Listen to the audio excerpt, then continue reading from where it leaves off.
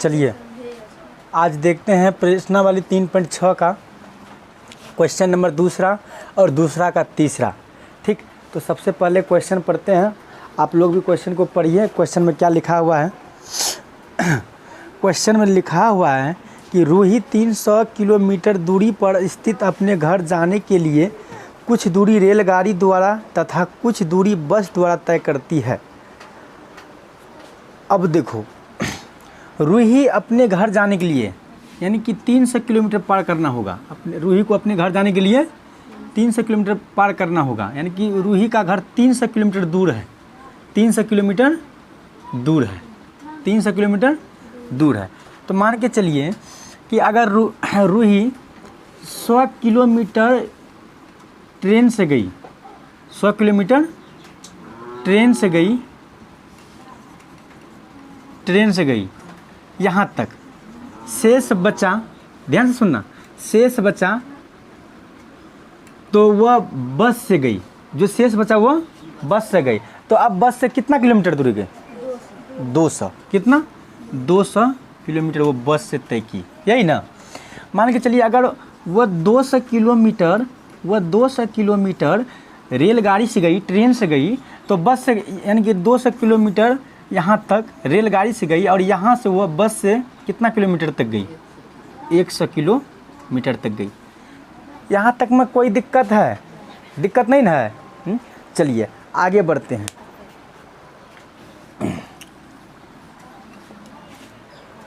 आगे हम बढ़ जाते हैं। यहाँ लिखिए माना रेलगाड़ी की चाल, रेल गाड़ी की चाल क्या मानेंगे? x किलोमीटर प्रति घंटा। तो बस की चाल बताइए, y किलोमीटर प्रति घंटा। सही है ना। उसके बाद अच्छा, एक चीज़ आप लोग को पता होंगे कि समय बराबर क्या होता है? दूरी बटे चाल। समय बराबर दूरी बटे चाल। तो लिखते हैं प्रश्नानुसार। तो प्रश्नानुसार यानी कि दूरी बटे चाल बराबर क्या होना चाहिए बताइए? दूरी बटे चाल बराबर क्या होना चाहिए? समय, या समय बराबर पूछ ले तुम, दूरी बटे चाल। यहाँ तक में कोई दिक्कत है? नहीं दिक्कत है। चलिए क्वेश्चन को पढ़िए। क्वेश्चन आगे क्या कहता है? क्वेश्चन कहता है कि यदि वह 60 किलोमीटर रेलगाड़ी द्वारा तथा शेष बस द्वारा यात्रा करती है तो उसे 4 घंटे लगते हैं। यानी कि रेलगाड़ी, अच्छा रेलगाड़ी की चाल क्या माने हैं? x किलोमीटर प्रति घंटा। तो वह रेलगाड़ी से 60 किलोमीटर तय करती है। कितना? 60 किलोमीटर। तो रेलगाड़ी की चाल क्या है? x, यानी कि ये दूरी है, ये 60 किलोमीटर दूरी की, यही है दूरी है ना। अब चाल उसका क्या माने? चाल तो पता नहीं है। चाल माने है क्या? x plus. ठीक, अच्छा शेष बचा बस। तो बस से शेष कितना बचा? वो बस से कितना दूरी तय की? 240। बस की चाल क्या थी? y। कितना घंटा लगा? 4 घंटा। कितना घंटा लगा? 4 घंटा। इसको आगे और हल करेंगे, या तो इसका एलसीएम लीजिए या तो इस तरह बने जिस तरह हम बनाते आए हैं। 60 गुना 1/x प्लस 240 गुना 1/y बराबर 4। यहाँ तक में किसी को कोई दिक्कत नहीं है। चलिए आगे चलते हैं। लिखते हैं फिर आगे क्या कहते हैं। आगे क्या कहता देख लेते हैं। कहता यदि 100 किलोमीटर रेलगाड़ी से तथा शेष बस से यात्रा करे तो उसे 10 मिनट अधिक लगते हैं। 10 मिनट अधिक लगते हैं। यानी कि रेलगाड़ी से आपके ऊपर कितना तय किया? 100 किलोमीटर। दूरी कितना तय किया हूँ? 100 किलोमीटर। और रेलगाड़ी की चाल क्या थे? x प्लस शेष कितना बचा? अब वो बस से कितना किया है? 200। बस की चाल क्या थे? y बराबर कितना लगा घंटा? यानी कि 10 मिनट लगा। कितना मिनट लगा? 10 मिनट लगा। इसका इसका मतलब है कि मिनट को हम घंटा में बदलेंगे, मिनट को घंटा में बदलेंगे तो 10/60, 0 कैंसिल, 1/6, 1/6, यही ना। तो 4 घंटा पहले समय लगा और 10 मिनट यहाँ, ठीक। तो इसका मतलब टोटल समय कितना लगा, 4 घंटा 10 मिनट। तो यहाँ लिख सकते हैं ना हम 4 घंटा, इसको घंटे में बदल दिए, प्लस 1/6 घंटे, यही कर सकते हैं ना। चलिए आगे क्या करना है, अब इसको इस तरह लिख सकते हैं 100 गुना 1/x प्लस 200 गुना 1/y बराबर, इसका अगर एलसीएम लेंगे तो 25/6 आएगा, 25/6 आएगा, ठीक। चलिए यहाँ तक कंप्लीट है मेरा, आगे देखते हैं क्या करते हैं। अब मानेंगे, लिखिए माना 1/x बराबर p और 1/y बराबर q, कोई दिक्कत। चलिए पहले इस चीज़ को ले लेते हैं, 60 गुना 1/x प्लस 240 गुना 1/y बराबर 4, ठीक। 60 इसका मान क्या माने हैं बताइए तो, p माने हैं, लिखेंगे 60p प्लस इसका मान क्या माने हैं, q माने हैं, ठीक है, 240q बराबर 4। एक काम करते हैं कि इसमें कॉमन निकालते हैं, 4 निकाल लेते हैं कॉमन, 4 कॉमन ले लेते हैं तो क्या होगा, 15 आएगा, 4 से भगा देगा 60 में तो 15 आएगा, 15p प्लस यहाँ 4 के 24 यानी कि 60 आएगा, 60q बराबर 4, ये 4 कैंसिल, यहाँ 1 बचा। चलिए यहाँ तक पहले नोट कीजिए, ये इस चीज़ को मिटा सकते हैं। चलिए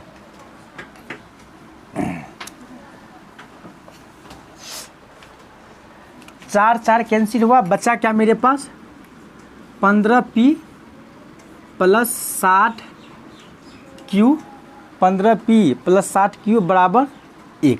ये समीकरण क्या बन गया मेरा, तीसरा, क्या बन गया, तीसरा। अब लिखेंगे फिर क्या था फिर, 100 गुना 1/x प्लस 200 गुना 1/y बराबर 25/6, ठीक है। 100 इसका मान क्या माने थे, p, लिख देंगे 100p प्लस 200 इसका मान क्या माने थे जी, q, चलो लिख दो q। अब 25/6, एक काम करते हैं 25 कॉमन ले लेते हैं इसमें, 25 यहाँ बचेगा, 25 चौका 100, 25 से भगा देंगे 100 में तो 4 आएगा, प्लस फिर 25 से भगा 200 में देंगे तो 8 आएगा, 8q अब बराबर 25/6। ये 25 कैंसिल, ठीक। यहाँ बचा क्या, 4/p प्लस 8/q बराबर अब 1/6, यही आएगा ना। अच्छा एक काम करते हैं, बट यहाँ नीचे हम कुछ बटे लगा दूँ, अब क्रॉस मल्टीप्लाई कीजिए तो क्या, 6 चौका 24p प्लस 48 यानी कि 8 का 48q अब बराबर 1 का 1। ये समीकरण बन गया चौथा। यहाँ तक आप लोगों का कंप्लीट है, चलिए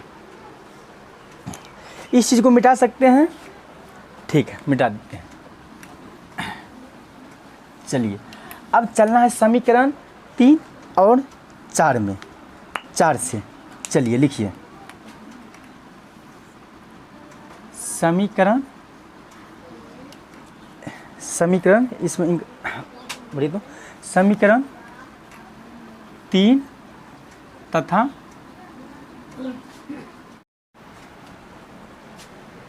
चलिए समीकरण 3 तथा 4 से, ठीक। समीकरण 3 क्या है मेरा, यहाँ 15p प्लस 60q बराबर 1। उसके बाद बताइए समीकरण 4 क्या है, 24p प्लस 48q बराबर 1। अच्छा क्या करना है, यानी कि 24 को गुना करना है समीकरण 3 में और 15 को गुना करना है समीकरण 4 में, ठीक। यहाँ तक कोई दिक्कत। 24 गुना 15 कितना होना चाहिए बताइए तो, 24 गुना 15 340, 60 360 गुना कर लीजिए, 360 प्लस 24 गुना 60 कितना होना चाहिए? 24 गुना 60 गुना कीजिए 1440, ठीक है। क्यू बराबर 24 एकम 24। यहाँ तक में कोई परेशानी है किसी को? ठीक, चलो फिर 15 गुना 24 तो 360 ही होगा, प्लस तो 48 गुना 15 तो 720 होना चाहिए, सही है ना? 720 क्यूब बराबर 15 एकम 15।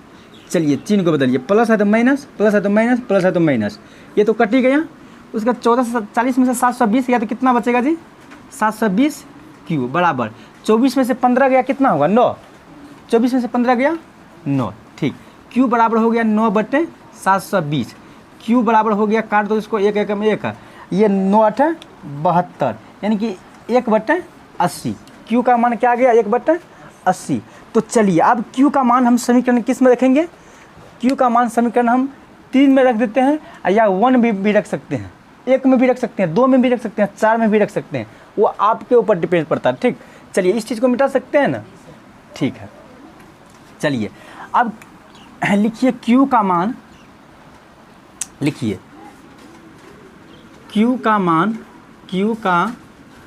समीकरण 1 में रखने पर, 1 में रख देते हैं, 3 में भी रख सकते हैं, 4 में भी रख सकते हैं, 2 में भी रख सकते हैं, ठीक। चलिए एक क्या था समीकरण मेरा? 4p, यही 15p प्लस 60q अब बराबर क्या था? 1, यही था ना?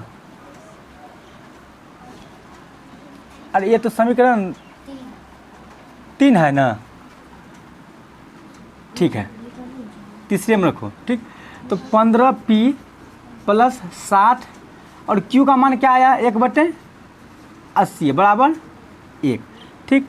तो एक काम करते हैं, 15p प्लस ये यानी कि 20 या 60 है, अब 20 चौका 80, 3/4 बराबर 1, ठीक है। चलिए 15p बराबर 1, ये प्लस में उधर जाएगा तो माइनस में, ठीक। यहाँ 1 लगा दीजिए, कुछ नहीं है तो 15p बराबर कितना? एलसीएम में 4 आया, तो 4 - 3, ये कैसे हुआ आप लोग को पता होगा, ठीक। 15p बराबर 4 में से 3 गया तो 1/4, ठीक। यहाँ देख लेते हैं, यहाँ तो इसका मतलब p बराबर होगा 1/4, 15, यही ना। अगर कुछ नहीं नीचे में तो बट्टे में 1 लगा दूँ, तो p बराबर हो गया 1/4। ये भागा में अगर गुना में चेंज करते हैं तो ऊपर नीचा होता है, 1 जाएगा ऊपर और 15 आएगा नीचे, ठीक। p बराबर हो जाएगा 1 एकम 1, अब 15 चौका 60, 15 चौका 60। क्या p का मान भी मिला? p का मान भी मिला। चलिए आगे चलते हैं। अब देखना है, इस चीज़ को मिटा सकते हैं ना। चलिए इस चीज़ को मिटा देते हैं। अब लिखिए, अब 1/x बराबर क्या माने थे? p, यही माने थे ना। चलिए 1/x बराबर, अच्छा p का मान क्या आया है? p का मान आया है 1/60, गुना कीजिए क्रॉस मल्टीप्लाई, x बराबर 60, सही है। चलिए दूसरा क्या माने थे? 1/y बराबर q माने थे, तो 1/y बराबर q का मान क्या लिए थे? ये तो कितना आया था? 1/80। चलिए क्रॉस मल्टीप्लाई कीजिए, y बराबर 80। चलिए अच्छा x किसकी चाल माने थे? किस चीज़ का चाल माने थे? x रेलगाड़ी की। x किस चीज़ का चाल माने थे? तो यानी कि 60 किलोमीटर प्रति घंटा, 60 किलोमीटर प्रति घंटा रेलगाड़ी की चाल, रेलगाड़ी की चाल, यही ना। और बस की चाल क्या है? बस की चाल यानी कि 80 किलोमीटर प्रति घंटा। क्या कोई दिक्कत? चलिए यही रहा आपका हिसाब। आज का सवाल, आज का एक्सरसाइज समाप्त हो रही है, और कल देखेंगे अध्याय 4, ठीक। 4 में क्या क्या सीखने को मिलेगा, उस चीज़ को अच्छा से हम लोग समझने का प्रयास करेंगे। आज के लिए इतना ही। अगर यह वीडियो अच्छा लगे हैं तो एक बार लाइक और सब्सक्राइब ज़रूर करें। आज के लिए इतना ही। जय हिंद, जय भारत।